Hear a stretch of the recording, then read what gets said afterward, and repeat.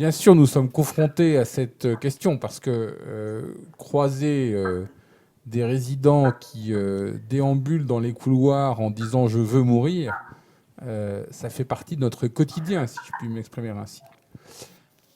Et donc, bien sûr que nous sommes confrontés à cette question. On y est d'ailleurs confrontés, on a eu l'occasion d'en discuter lors de nos séances de réflexion éthique. On y est confronté même sur les actions qu'on doit mener. On s'aperçoit que telle résidente conserve dans son tiroir de nombreux comprimés qui sont une dose létale, qui lui permet, le jour venu, de mettre fin à ses jours si elle le souhaitait. Que devons-nous faire ? Avons-nous le droit de lui confisquer ses médicaments et de la priver de son choix de cesser de vivre ? Ou devons-nous respecter son intimité, son individualité, sa singularité, et prendre le risque qu'un jour, on doive constater un matin qu'elle a choisi de cesser de vivre. Je passe sur les questions de responsabilité qui pourraient se poser à cette occasion. Mais rien que sur le plan éthique, nous avons un vrai choix à réaliser. Et pour tout vous dire, dans la discussion qu'on a eue, nous sommes convenus que nous n'avions pas le droit de priver cette résidente de ses médicaments et donc du choix qu'elle pouvait faire.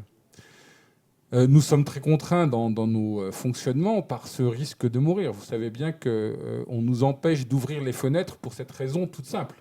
C'est que, quelle que soit la température qu'il peut faire dehors et malgré malheureusement l'absence de climatisation, on ne peut pas ouvrir les fenêtres dans nos établissements pour éviter les défenestrations.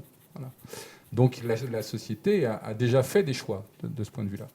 Mais je voulais rebondir sur votre question, professeur, parce qu'on est exactement au cœur du sujet sur les limites. C'est notre raison d'être, c'est redonner aux personnes que nous accompagnons toute l'autonomie dont elles peuvent disposer au mieux compte tenu de leur état de santé, et de les aider à vivre cette autonomie.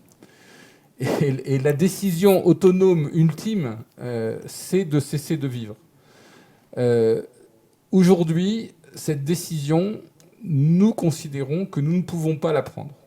Et là, on est bien à la limite. C'est le moment où là, non, nous ne pouvons pas faire semblant de redonner à une personne l'autonomie qui lui permet de mettre fin à ses jours.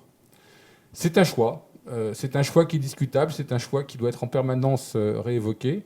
Mais je pense que cette question-là était parfaitement illustratrice de la question de ces limites que nous explorons lorsque nous avons affaire à ces situations quotidiennes. C'est une question qu'il faut en permanence se poser. Je pense que vous avez parlé du Comité national d'éthique. À l'évidence, elle doit être débattue dans ses principes au meilleur niveau. Mais vous voyez bien que en permanence, la mise en œuvre de ce principe a supposé qu'un jour on décide que oui, on pourrait imaginer, comment dire, apporter de l'assistance à la volonté de suicide, appelons les choses par leur nom. Les conditions de mise en œuvre me paraissent tellement difficiles à envisager que je crois vraiment que c'est une limite qu'on est obligé de fixer à notre action.